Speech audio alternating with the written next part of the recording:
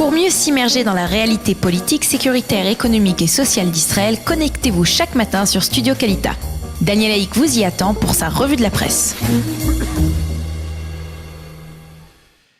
Et oui, c'est l'heure de la revue de la presse et des médias israéliens, avec un peu de retard par rapport à l'accoutumée, mais ce matin, pas de doute possible, l'information qui est la plus répercutée, on peut dire, dans l'ensemble des quotidiens et des sites d'information, eh bien, c'est bien sûr la rentrée des classes de cette année scolaire 5778 qui débute aujourd'hui même et qui a débuté il y a un peu moins d'une heure. Tous les journaux fournissent les mêmes données sur le nombre d'écoliers de lycéens qui sont entrés ce matin à 8h à l'école ou au lycée. 272 000 écoliers et lycéens, 161 000 élèves en Kita Aleph en cours préparatoire, 123 500 en terminale, 15 000 élèves surdoués dans l'éducation nationale en Israël, 491 000 enfants dans les crèches et jardins d'enfants, 180 000 directeurs, enseignants et fonctionnaires du ministère israélien de l'éducation nationale et au total 4 753 établissements scolaires répartis à travers tout le pays. Voilà donc pour les données principales de cette rentrée scolaire de ce début d'année. À l'occasion de cette rentrée, le ministre de l'Éducation nationale, Naftali Bennett, a publié dans les médias et la presse un communiqué qui est une sorte de profession de foi dans laquelle il rend d'abord ce matin hommage essentiellement aux enseignants israéliens. Je vous fais confiance en tant que père, en tant que citoyen et en tant que ministre de l'Éducation nationale. Merci pour ce que vous avez donné jusqu'à ce jour. Merci pour ce que vous allez donner aux jeunes, aux écoliers, aux lycéens durant toute cette année scolaire qui débute aujourd'hui, a dit donc le ministre de l'Éducation nationale, Naftali Bennett. Dans les journaux, toujours, le président de l'État, Reuven Rivlin, souhaite ce matin Chag Sameach aux enfants d'Israël, aux parents et aux enseignants, car pour lui, ce jour de la rentrée est un jour de fête. Certes, les enfants suivent des voies différentes selon qu'ils soient orthodoxes, sionistes religieux ou laïcs, mais l'émotion, elle, est partagée, écrit le président de l'État. Chers écoliers et lycéens, n'hésitez pas à rêver, à créer, à construire et à concrétiser vos rêves, car ils sont l'espoir de notre société, un espoir israélien, une tikva israélite, écrit ce matin le président de l'État, Reuven Rivlin. Et puis parmi les dizaines de milliers d'enseignants qui débutent cette année, eh bien, le Yediot Aharonot a choisi de mentionner en évidence Sarah Tria Littman, qui va pour la première fois cette année, aujourd'hui, enseigner aux élèves de Kita Aleph. Sarah est la fille du Rav Yaakov Littman, Zichrono Livracha, qui a été assassiné il y a un peu plus d'un an avec son fils Netanel, le frère de Sarah, alors qu'il se rendait à son Shabbat de mariage. Le Rav Yaakov Littman était lui-même un éducateur particulièrement aimé de ses élèves à Kiryat Arba. Et ce matin, écrit-elle, j'ai le mérite de poursuivre dans la voie de l'éducation tracée par mon père, déclare-t-elle donc ce matin au Yediot Aharonot. Et les journaux israéliens, nous ne pouvons pas les citer tous, sont remplis ce matin d'histoires émouvantes d'enfants qui entrent pour la première fois à l'école avec ce que les journaux appellent des parparim babeten, ce que l'on pourrait traduire littéralement de l'hébreu par des papillons au ventre, mais que l'on peut traduire avant tout par une très vive émotion de se retrouver dans les différents établissements scolaires, dans les cours d'école et dans les classes, en particulier du cours préparatoire, donc dans ces établissements scolaires israéliens. Les autres titres que l'on peut consulter dans la presse israélienne de ce matin, le Yediot Aharonot se fait un malin plaisir, on peut le dire, de mentionner ce matin que le Premier ministre Netanyahou a eu au cours des 3 années de 2012 à 2015 234 conversations téléphoniques avec le rédacteur en chef du Israël Hayom, le quotidien gratuit, et qui est en fait le frère ennemi du Yediot Aharonot dans la presse israélienne. C'est le Premier ministre lui-même qui a révélé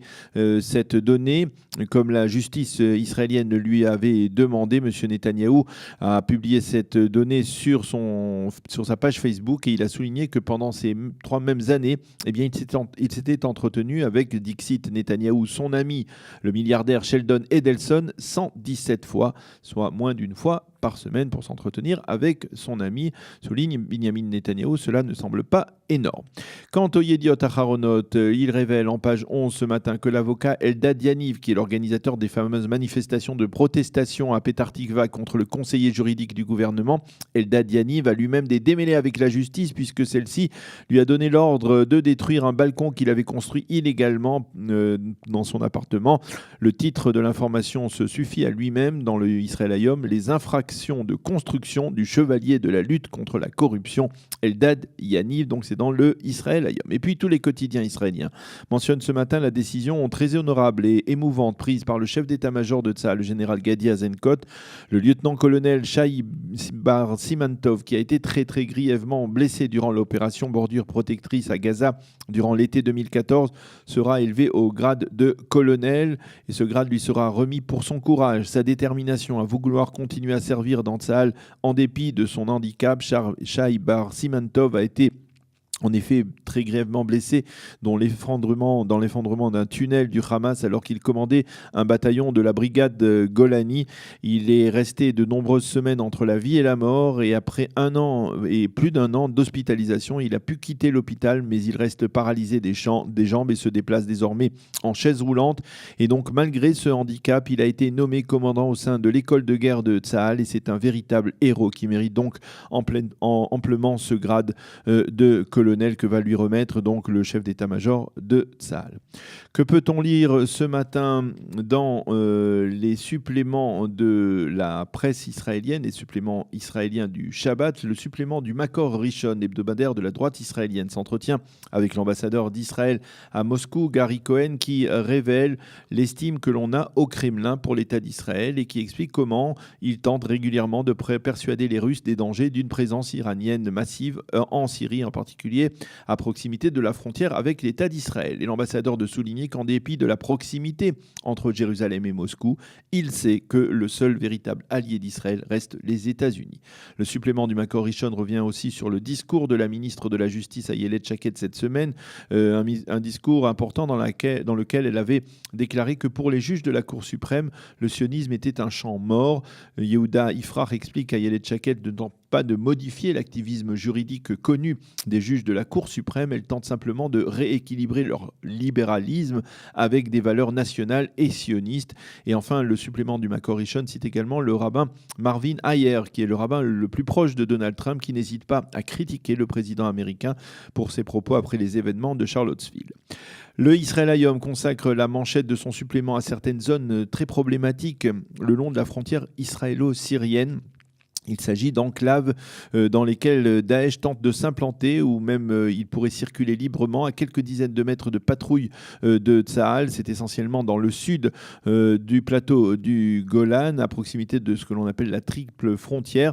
Une équipe du journal du Israël Hayom s'est donc jointe à des patrouilles de Tsahal qui guettent le moindre mouvement de ces terroristes de Daesh. Toujours dans ce supplément du Israël Hayom, la colère et la douleur des habitants d'Amona qui ont été évacués il y a 7 mois et qui n'ont toujours pas retrouvé de foyer digne de ce nom. Le gouvernement nous a oubliés, affirme-t-il. On découvre ainsi à travers cet article que David et Tali Yahav habitent depuis 7 mois maintenant dans un 2 pièces avec leurs 7 enfants. Et puis, en marge de la rentrée des classes, le Yediot Aharonot nous donne la parole ce matin au professeur Yuval Noah Harari, qui semble de plus en plus s'imposer, au moins pour le Yediot Aharonot, comme étant le grand prêtre, si l'on peut dire, d'un activisme laïque en Israël. Et il explique, le professeur Yuval Harari, il explique dans un éditorial très détaillé, très intéressant, qu'au lieu de s'opposer à l'entrée dans les écoles laïques israéliennes de programmes de découverte du judaïsme religieux, eh bien, il faut œuvrer afin d'inculquer aux enfants israéliens la profondeur des valeurs laïques. Pour lui, la charrette de la laïcité en Israël est remplie de ces valeurs comme la vérité, la compassion, l'égalité et la liberté qui sont selon lui les fondements de la démocratie. Un éditorial donc intéressant à lire même si l'on ne partage pas l'avis de son auteur. Voilà, c'est la fin de cette revue de la presse et des médias israéliens de ce matin. On va marquer une pause pour écouter notre traditionnel Matanot Ktanot de Rami Kleinstein et puis on retrouve pour terminer cette heure d'actualité, le Rav Eli Lemel qui va nous parler de la paracha de la semaine, la paracha Kitetsé. Pour mieux s'immerger dans la réalité politique, sécuritaire, économique et sociale d'Israël, connectez-vous chaque matin sur Studio Kalita. Daniel Haïk vous y attend pour sa revue de la presse.